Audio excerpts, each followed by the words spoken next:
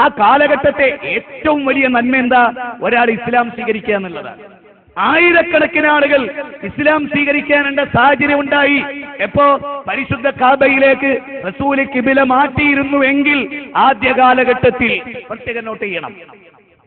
ജൂതന്മാർ, ക്രിസ്ത്യാനികൾ അവരെല്ലാവരും വിചാരിച്ചു പരിശുദ്ധ കാബയിലേക്കായിരിക്കും ഖിബില. പക്ഷേ ബൈത്തുൽ മുഖദ്ദസിലേക്കായിരുന്നു. അള്ളാന്റെ തീരുമാനം അതായിരുന്നു. റസൂൽ ആഗ്രഹിച്ചു ഖിബില കാബയിലേക്ക് മാറ്റാൻ. സ്നേഹത്തോടെ നിങ്ങൾ ചിന്തിക്കണം. പകയല്ല പ്രധാനം, വിദ്വേഷമല്ല പ്രധാനം, സത്യത്തിന്റെ വെളിച്ചമാണ് പ്രധാനം. നിങ്ങൾ ചിന്തിക്കേ, അള്ളാന്റെ റസൂൽ ആഗ്രഹിച്ചു. ഉമർ ഇബ്നു ഖത്താബ് റളിയല്ലാഹു വരെ കാബത്തിലേക്ക് ഖിബില മാറ്റാൻ ആഗ്രഹം പ്രകടിപ്പിച്ചു. സഹാബികൾ ആഗ്രഹിച്ചു, ജൂതന്മാർ പോലും മനസ്സിൽ വിചാരിച്ചു, ക്രിസ്ത്യാനികൾ അംഗീകരിച്ചു, ഒരുപാട് ആളുകൾ ഇസ്ലാമിൽ വരാനുള്ള സാധ്യതയുണ്ടായി. എന്നിട്ട് പോലും അള്ളാന്റെ റസൂൽ എന്തുകൊണ്ട് പരിശുദ്ധ കാബയിലേക്ക് ഖിബില മാറ്റിയില്ല? വഹി വരുന്നത് വരെ എന്ന കാര്യം നമ്മൾ ആലോചിക്കണം. ഇസ്ലാമിക ചരിത്രത്തിലെ കാതലായ വശം സൂറത്ത് ബഖറ 2-ാം അധ്യായം 144-ാമത്തെ വചനം. കദിനറ പ്രവാചക, നാം കാണുന്നുണ്ട് അങ്ങയുടെ കണ്ണുകൾ ആകാശത്ത് വട്ടമിട്ട് പറക്കുന്നത്. അതുകൊണ്ട് അങ്ങ് തൃപ്തിപ്പെട്ട ഖിബിലയിലേക്ക് ഇനി തിരിഞ്ഞോളൂ എന്ന അസർ നമസ്കാരത്തിൽ ആയത്തിറങ്ങിയപ്പോ മസ്ജിദുൽ ഖിബിലത്തൈനി എല്ലാവർക്കും അറിയാം ചരിത്രത്തിന്റെ ഭാഗമായി തീർന്നത് അവിടെയാണ്. സഹോദര, അള്ളാന്റെ വഹി വരുന്നവരെ ഖിബില മാറ്റാൻ റസൂൽ ആഗ്രഹിച്ചിട്ട് കാര്യമില്ല, ഉമർ അംഗീകരിച്ചിട്ട് കാര്യമില്ല, ആളുകൾ പറഞ്ഞിട്ട് കാര്യമില്ല, നല്ലതല്ലേ എന്ന് വിചാരിച്ചിട്ട് കാര്യമില്ല. വഹി വരണം. വഹിയില്ലാത്തത് ദീനാവുകയില്ല. മുജാഹിദ് പ്രസ്ഥാനം എന്ന് പറയുന്നത് നിങ്ങളെ കൂട്ടിക്കളിയല്ല, നിങ്ങളെ തമാശക്കളിയല്ല. നിങ്ങൾ എന്താ വിചാരിച്ചേ? ഈ ഓരോ സമ്മേളനം കഴിയുമ്പോൾ ലക്ഷോപലക്ഷം ആളുകൾ ഈ പ്രസ്ഥാനത്ത് കൂടുന്നത് വെറുതെ ഉണ്ടായതൊന്നല്ല, ചോറ് കൊടുത്തിട്ടും ചായ കൊടുത്തിട്ടൊന്നും ഉണ്ടാക്കിയല്ല. ഇപ്പൊ കേരളത്തിൽ 5-6 കൊല്ലത്തിന് ഇങ്ങോട്ട് ഒരുപാട് മുസ്ലിയാക്കന്മാർ വന്നല്ലോ, ഒരുപാട് ധാരിമിമാർ വന്നല്ലോ, 25 കൊല്ലത്തിന്റെ സമസ്തയുടെ പാരമ്പര്യമുള്ള മഹാപണ്ഡിതന്മാർ വന്നല്ലോ. എന്തേ അവർ ജമാഅത്തെ ഇസ്ലാമി പോകാതിരുന്നു? എന്തേ അവർ മടവൂരികളിൽ പോയിരുന്നു? എന്തേ അവർ തബ്ലീഗ് പോകാതിരുന്നു? എന്തേ അവർ NDF പോകാതിരുന്നു? എന്തേ അവർ സിമിയിൽ പോകാതിരുന്നു? എന്തേ അവർ PDP പോകാതിരുന്നു? എന്തേ അവർ കേരള നദുവത്തുൽ മുജാഹിദിലേക്ക് വന്നു? അള്ളാഹുവിന്റെ ദീൻ ഇതാണ് ഇസ്ലാം എന്നവർ മനസ്സിലാക്കിയത് കൊണ്ടാണ്. അവർ കിതാബ് തിരിയുന്നവരായതുകൊണ്ട്, സത്യത്തെ ആഗ്രഹിച്ചതുകൊണ്ട് ആ സത്യത്തിലേക്ക് അവർ പ്രവേശിച്ചു. എന്തുകൊണ്ട് അവരില്ല മഹാഭൂരിപക്ഷം വേറൊരു പ്രസ്ഥാനം തെരഞ്ഞെടുത്തില്ല? എന്തുകൊണ്ട് കേരളത്തിൽ മുജാഹിദുകളിൽ KNM കൂടുതൽ പള്ളി ഉണ്ടാകുന്നത്, കൂടുതൽ സ്ഥാപനം ഉണ്ടാകുന്നത്? ഈ 5 കൊല്ലത്തിനുള്ളിൽ ഏറ്റവും കൂടുതൽ പള്ളി ഉണ്ടാക്കിയ മുജാഹിദുകളാണ്. ഒരു നാട്ടില് സുന്നികൾ മാത്രം ജീവിക്കുന്നിടത്ത് 2 പള്ളി ഉണ്ടാകുന്ന മുജാഹിദ് എന്നതിന്റെ അർത്ഥം എന്താ? മുജാഹിദുകൾ എണ്ണം കുറയുന്നോ വണ്ണം കൂടുന്നോ? സമസ്ത എണ്ണം കൂടുന്നോ സമസ്ത എണ്ണം കുറയുന്നോ? എന്താ ബുദ്ധിയുള്ളവർ മനസ്സിലാക്കേണ്ടത്? നാദാപുരത്തി 8 ഖണ്ഡനങ്ങൾ നടന്നു. 8 ഖണ്ഡനങ്ങൾ, 800-ലധികം ആളുകൾ അവിടെ ഇങ്ങോട്ട് പോന്നു. ഉണ്ടായില്ലേ? ഞാനൊന്ന് ചോദിക്കട്ടെ, നാദാപുരത്ത് പേരോട് 7 തവണ വന്നു. സുന്നിക്ക് പുതിയ പള്ളി ഉണ്ടായോ? പുതിയ കെട്ടിടം ഉണ്ടായോ? അൽ ഫുർഖാൻ ഉണ്ടായി, പുതിയ 2 പള്ളികളുണ്ടായി. ലക്ഷോപലക്ഷം ആളുകൾക്ക് വെളിച്ചമെത്തിച്ചു കൊടുത്തു. ആ കേസറ്റുകൾ സമസ്തയിൽ നിന്ന് ഇങ്ങോട്ട് പോന്നു എന്നല്ലാതെ തൗഹീദിന്റെ ഒരാളെ ശിർക്കിലേക്ക് കൊണ്ടുപോകാൻ നിങ്ങൾക്ക് സാധിച്ചുവോ? യുരീദൂന ലിയുത്ഫിഉ നൂറല്ലാഹി ബിഅഫ്വാഹിഹിം വല്ലാഹു മുത്തിമ്മു നൂരിഹി വലൗ കരിഹൽ കാഫിറൂൻ. അള്ളാന്റെ പ്രകാശത്തെ ഊതിക്കെടുത്താൻ എത്ര തന്നെ ശ്രമിച്ചാലും അതിന് സാധ്യമല്ല എന്ന ഖുർആനിന്റെ 9-ാം അധ്യായം 31, 32, 61-ാം അധ്യായം 8, 9 വചനങ്ങൾ എത്ര വ്യക്തമാണ്. അതുകൊണ്ട് തന്നെ ഇപ്പൊ ഉറങ്ങാൻ കിടക്കുമ്പോ ഒരു ദിക്ർ പഠിപ്പിച്ചു റസൂലുള്ളാഹി ആ സഹാബിനോട് ചെല്ലാൻ പറഞ്ഞു റസൂലുള്ളാഹി സ്വല്ലല്ലാഹു അലൈഹി വസല്ലം. അപ്പൊ വബി നബിയിക്കല്ലദീ അർസൽത എന്നത് വബി റസൂലിക്കല്ലദീ അർസൽത എന്ന് മാറ്റി. സഹാബി നബി ചോദിച്ചു, നീ എന്താ ചൊല്ലിയത്? വബി റസൂലിക്കല്ലദീ അർസൽത. നബി എന്നത് മാറ്റി റസൂൽ എന്നാക്കി. നബി എന്ന പദത്തേക്കാൾ ശ്രേയസ്കരമാണ് റസൂലി എന്ന പദം. എന്നിട്ട് റസൂൽ പറഞ്ഞു, അള്ളാന്റെ വഹിയാണ്, മാറ്റാൻ അവകാശമില്ല. വബി നബിയിക്കല്ലദീ അർസൽത. അപ്പോ ഒരു നബി എന്നത് റസൂൽ പോലും ആക്കാൻ അവകാശമില്ലെങ്കിൽ 27-ാം രാവിന്റെ പുണ്യവും പ്രതീക്ഷിച്ച് മലപ്പുറത്തെ സലാത്ത് നഗറിൽ ഒരു സലാത്ത് ഉണ്ടാക്കാൻ ഏത് മാനദണ്ഡത്തിന്റെ അടിസ്ഥാനമാണ് നിങ്ങൾക്കുള്ളത്? അള്ളാന്റെ റസൂലിനില്ലാത്ത അവകാശം നിങ്ങൾ ആർക്കൊക്കെ വകവെച്ചു കൊടുത്തു? ഇത് ചിരിച്ച് തള്ളേണ്ടതല്ല, തമാശ പറഞ്ഞ് തള്ളേണ്ടതല്ല. അള്ളാന്റെ റസൂലിന് പോലും വകവെച്ചു കൊടുക്കാത്ത മഖാം ഇബ്രാഹിമിന്റെ പിറകില് 2 റക്അത്ത് നിസ്കരിച്ചൂടെ എന്ന് ആരാ ചോദിച്ചത്? മഹാനായ ഉമർ ഇബ്നു ഖത്താബ്. അദ്ദേഹത്തിന്റെ നാവിലൂടെ അദ്ദേഹത്തിന്റെ ആഗ്രഹങ്ങൾ അള്ളാഹു വഹിയിലൂടെ സത്യപ്പെടുത്തിയിട്ടുണ്ട്. അങ്ങനെയുള്ള ഉമർ ഇബ്നു ഖത്താബ് മഖാം ഇബ്രാഹിമിന്റെ പിറകിൽ 2 റക്അത്ത് നിസ്കരിച്ചൂടെ? പരിശുദ്ധ കഅബത്തിങ്കൽ മഖാം ഇബ്രാഹിമിന്റെ പിന്നിൽ, ഇബ്രാഹിമിന്റെ മക്കാം എന്ന് പറഞ്ഞ ഇവിടുത്തെ മക്കാമാണെന്ന് കരുതണ്ട, അദ്ദേഹം നിന്ന സ്ഥലം എന്നതിനർത്ഥമുള്ളൂ. അവിടെ 2 റക്അത്ത് നിസ്കരിക്കാൻ ചോദിക്കുന്നത് ഉമർ നിസ്കാരത്തെ പറ്റിയാണ് ചോദിക്കുന്നത്, ഫാത്തിഹ ഓതട്ടെ എന്നാണ് ചോദിക്കുന്നത്, റക്അത്താണ് ചോദിക്കുന്നത്, അള്ളാന്റെ മുമ്പിൽ നിസ്കരിക്കാനാണ് ചോദിക്കുന്നത്. പാടില്ല ഉമറേ, അള്ളാന്റെ ഓർഡറില്ല ഉമറേ. അള്ളാഹ് വഹി നൽകിയിട്ടില്ല. അള്ളാഹ് വഹി നൽകിയാലല്ലാതെ ഒന്ന് ദീനാവൂല. ആ വഹി അൽയൗമ അക്മൽതു ലക്കും ദീനക്കും വഅത്മംതു അലൈക്കും നിഅമതി വറദീതു ലക്കും ഇസ്ലാമ ദീന എന്നതോടുകൂടി അവസാനിച്ചു. അതുകൊണ്ട് തന്നെ മുജാഹിദ് പ്രസ്ഥാനം നിങ്ങളോട് ഏത് വിഷയം പറഞ്ഞാലും അതിനൊരു ആധികാരികത ഉണ്ടാവും. അത് നിങ്ങൾ മനസ്സിലാക്കേണ്ടത് എങ്ങനെ? ഈ പ്രസംഗം നിങ്ങൾ കേട്ടല്ലോ, ഇതിന്റെ മുമ്പ് ആദർശ സമ്മേളനം എന്ന് പറഞ്ഞിട്ട് ഒരു നാടകം നടന്നില്ലല്ലോ ഇവിടെ. ആ നാടകത്തിന്റെ കേസറ്റൂടി കേൾക്കുക, ഇതും കേൾക്കുക. എന്നിട്ട് നിങ്ങൾ തീരുമാനിക്കുക ആർക്ക് ഖുർആനുമായി ബന്ധം, ആർക്ക് ഇസ്ലാമുമായി ബന്ധം, ആർക്ക് ദീനുമായി ബന്ധം, ആരാണ് മതവുമായി കൂടുതൽ ബന്ധപ്പെടുന്നത് എന്ന് കൃത്യമായിട്ട് നിങ്ങൾ പഠിക്കുക. ഞാൻ ദീർഘിപ്പിക്കില്ല, കാരണം സുഹൈർ തുങ്കത്തറ ഇനി നിങ്ങളോട് സംസാരിക്കാനുണ്ട്. കുറച്ച് കാര്യങ്ങൾ അദ്ദേഹം നിങ്ങളോട് സംസാരിക്കും. ഞാനിവിടെ അവസാനിപ്പിക്കാം.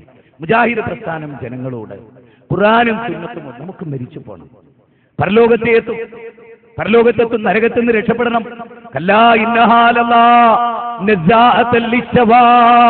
നരകം അങ്ങനെയല്ല, അത് കത്തിജ്വലിക്കുന്ന തീജ്വാലയാണ്.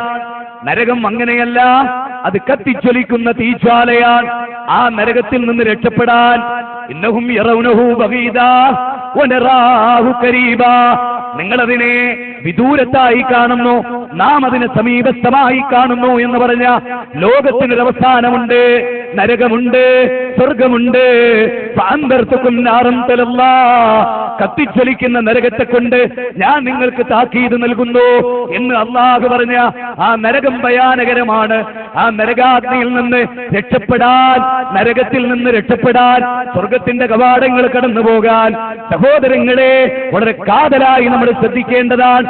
അതുകൊണ്ട് എനിക്ക് നിങ്ങളോട് പറയാനുള്ളത്, നരകവും സ്വർഗവും ഉള്ളത് കൊണ്ടാണ് നമുക്ക് തെളിവുകൾ പറയേണ്ടി വരുന്നത്, നമുക്ക് തെളിവുകൾ ഉദ്ധരിക്കേണ്ടി വരുന്നത് എന്ന് നിങ്ങൾ മനസ്സിലാക്കുക. അള്ളാഹു നമ്മെ അനുഗ്രഹിക്കുമാറാകട്ടെ. ശേഷം ഇൻഷാ അള്ളാഹ് സുഹൈർ മൗലവി നിങ്ങളോട് സംസാരിക്കും. പടച്ച തമ്പുരാൻ വിശുദ്ധ ഖുർആനും തിരുസുന്നത്തും അനുസരിച്ച് ജീവിക്കുന്ന മുത്തഖീങ്ങളിൽ അള്ളാഹു നമ്മെ ഇവരെയും ഉൾപ്പെടുത്തുമാറാകട്ടെ. നാളെ മഹ്ശറയിൽ എരിപൊരി കൊള്ളുന്ന വെയിലത്ത് അർശിന്റെ തണൽ നൽകി അള്ളാഹു നമ്മെ അനുഗ്രഹിക്കുമാറാകട്ടെ. റബ്ബനാ ആതിനാ ഫിദ്ദുനിയ ഹസന വഫിൽ ആഖിറതി ഹസന. അസ്സലാമു അലൈക്കും വറഹ്മത്തുള്ളാഹി. മുസ്ലിയാക്കന്മാർ മര്യാദയുള്ളവരാകണം, മുസ്ലിയാക്കന്മാർ മര്യാദയുള്ളവരാകണം. ഇരിക്കിൻ മുസ്ലിയാക്കന്മാർ, ഇരിക്കിൻ, ഇരിക്കിൻ മുസ്ലിയാക്കന്മാർ, ഇരിക്കിൻ. ബഹുമാനപ്പെട്ട മുസ്ലിയാക്കന്മാർ ഇരിക്കിൻ, ബഹുമാനപ്പെട്ട മുസ്ലിയാക്കന്മാർ ഇരിക്കിൻ. ഇരുന്നിട്ട് സംസാരിക്കാം. ഇരിക്കൂ, ഇരിക്കൂ, ഇരിക്കൂ. നാട്ടുകാരെ നിങ്ങൾ കണ്ടില്ലേ മുസ്ലിയാക്കന്മാരുടെ മര്യാദ? നാട്ടുകാരെ നിങ്ങൾ കണ്ടില്ലേ മുസ്ലിയാക്കന്മാരുടെ മര്യാദ? നാട്ടുകാരെ നിങ്ങൾ കണ്ടില്ലേ മുസ്ലിയാക്കന്മാരുടെ മര്യാദ? ഒരു സ്റ്റേജിലേക്ക് കയറി വരിക, സമ്മതല്ലാതെ, അനുവാദം ചോദിക്കാതെ, കയറണ്ടെന്ന് പറഞ്ഞിട്ട് കയറുക, ഇരിക്കുക. നോക്കി, ഇതാ മര്യാദ? ഇതാണോ മര്യാദ? ജനങ്ങളെ, നാട്ടുകാരെ നിങ്ങൾ അറിയണം, നമുക്ക് മര്യാദ പഠിപ്പിക്കേണ്ട മുസ്ലിയാക്കന്മാർ, ഉസ്താദുമാർ അനുവാദമില്ലാതെ സ്റ്റേജിലേക്ക് കയറുക. ഒരു വീട്ടിലേക്ക് കയറണമെങ്കിൽ, സ്റ്റേജിലേക്ക് കയറണമെങ്കിൽ അനുവാദം വേണ്ടേ സഹോദരങ്ങളെ? അവരെ ശരിക്കും ഫോട്ടോ എടുക്കും മക്കളെ, അവരെ ശരിക്കും ഫോട്ടോ എടുക്കും. കണ്ടില്ലേ, പ്രസംഗം കഴിഞ്ഞിട്ടില്ല, പരിപാടി കഴിഞ്ഞിട്ടില്ല. ഇങ്ങനെയുള്ള മര്യാദയില്ലാത്ത മനുഷ്യന്മാരോടാണോ, ഇങ്ങനെയുള്ള മര്യാദയില്ലാത്ത മനുഷ്യന്മാരോടാണോ നമ്മൾ മതം സംസാരിക്കേണ്ടത്? മര്യാദയില്ലാത്ത മനുഷ്യന്മാരോടാണോ മതത്തെപ്പറ്റി ചർച്ച നടത്തേണ്ടത്? മര്യാദയില്ലാത്ത മനുഷ്യന്മാരോടാണോ മതത്തെപ്പറ്റി ചർച്ച നടത്തേണ്ടത്? നാട്ടുകാരെ നിങ്ങൾ കണ്ടില്ലേ, നിങ്ങൾ ബഹുമാനിച്ച, നിങ്ങൾ പിറകിൽ നിന്ന് മൗമൂമുകളായി നമസ്കരിച്ച ഈ മഹാന്മാരായ മനുഷ്യന്മാർക്ക് ഒരിഞ്ച് മര്യാദ, ഒരിറ്റ് മര്യാദ, അള്ളാഹു പഠിപ്പിച്ച മര്യാദ, റസൂല് പഠിപ്പിച്ച മര്യാദ, സഹാബത്ത് പഠിപ്പിച്ച മര്യാദ, താബീകൾ പഠിപ്പിച്ച മര്യാദ ഉണ്ടോ? ഇണ്ടോ? നിങ്ങൾ പറയൂ. നമ്മളെ പ്രവർത്തകന്മാരൊക്കെ നിരിക്കും, എല്ലാവരും ഇരിക്കും. സകല മൊബൈലുകളിലും ആ മുസ്ലിയാക്കന്മാരെ ഫോട്ടോ മുഖമടക്കം പിടിക്കും. ഈ സമൂഹത്തെ മര്യാദ പഠിപ്പിക്കേണ്ട, ഈ നാട്ടിലെ കുട്ടികൾക്ക് ദീൻ പഠിപ്പിച്ചു കൊടുക്കേണ്ട, പള്ളിയിൽ ഇമാമത്ത് നിൽക്കേണ്ട, മദ്രസയിൽ പഠിപ്പിക്കേണ്ട, നിക്കാഹ് കഴിച്ചു കൊടുക്കേണ്ട ആളുകളുടെ തനിനിറം കണ്ടില്ലേ? സ്റ്റേജിലേക്ക് കയറി വരിക സമ്മതം ചോദിക്കാതെ, അനുവാദമില്ലാതെ. ഇത് ഈ നാട്ടിലെ ഒരു ചട്ടമ്പി ചെയ്യോ? ഈ നാട്ടിലെ ഹൈന്ദവ സുഹൃത്തുക്കളും ക്രൈസ്തവ സുഹൃത്തുക്കളും പോയിട്ട് ഒരു മനുഷ്യൻ ചെയ്യോ? ഒരു ചട്ടമ്പി ചെയ്യോ? ഇത് മതത്തിന്റെ സ്റ്റേജാ. അള്ളാഹുവിന്റെ ഖുർആൻ ഓതിയാ പറഞ്ഞത്, റസൂലിന്റെ തിരിചര്യ ഓതിയാണ് പറഞ്ഞത്, സഹാബത്തിന്റെ വചനമാണ് ഇവിടെ പറഞ്ഞത്.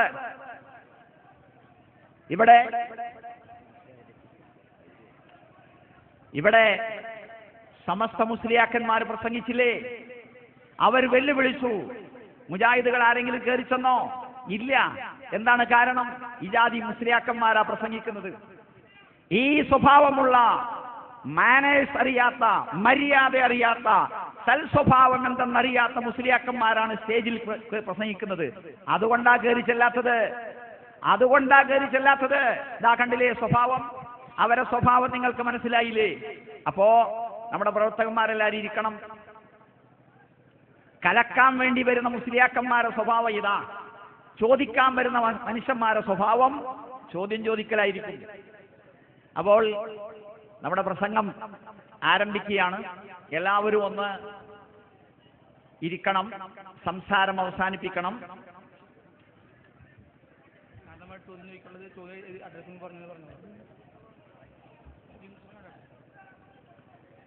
എല്ലാവരും ഇരുന്നാൽ പ്രസംഗം ആരംഭിക്കും. ഇല്ലെങ്കിൽ പ്രസംഗ പരിപാടി അവസാനിപ്പിച്ചതായി അറിയിക്കേണ്ടി വരും. മുസ്ലിയാക്കന്മാരും മുസ്ലിയാക്കന്മാരുടെ കൂടെ നടക്കുന്ന ആളുകളും ശ്രദ്ധിക്കുക. കൂടെ നടക്കുന്ന ചങ്ങാതിമാർ മുസ്ലിയാക്കന്മാർക്ക് മര്യാദ പറഞ്ഞു കൊടുക്കുക, അടക്കിയിരുത്തുക, മര്യാദ പഠിപ്പിക്കുക. നാട്ടുകാർ മുസ്ലിയാക്കന്മാർക്ക് മര്യാദ പഠിപ്പിച്ചു കൊടുക്കുന്നു.